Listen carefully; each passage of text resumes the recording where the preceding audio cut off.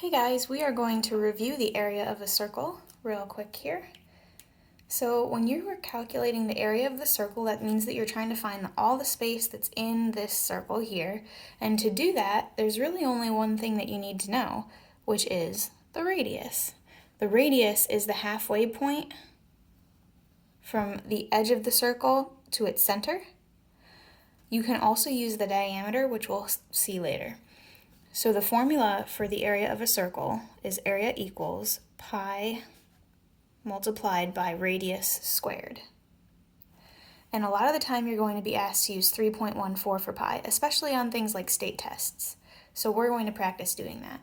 So instead of using pi r squared, we are going to use 3.14 multiplied by r squared.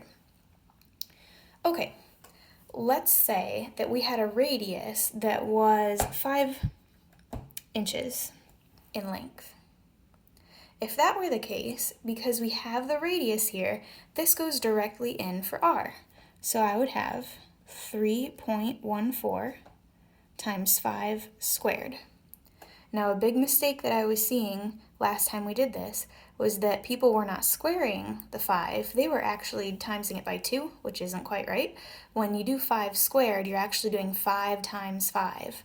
So you can imagine what this is going to be, 3.14, not times 10, but times 25. All right, 5 squared is not 10, 5 squared is 25. And then you just put this into your calculator.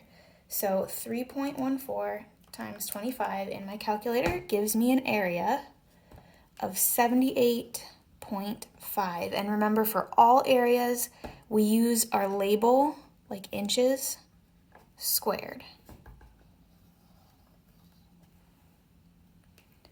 Okay, let's try a different one here. So again, still using 3.14 for pi, we're going to move to this circle instead. All right, you can see that I have the whole diameter labeled from side to side.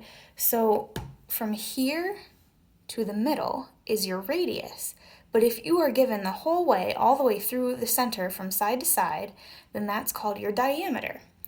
All right, in this problem that we're going to do, the diameter is going to be, let's have it be 12, and we'll make it 12 centimeters. So this just adds a little bit of an extra step, but it's not too bad. Remember that we're using our area is 3.14 times radius squared.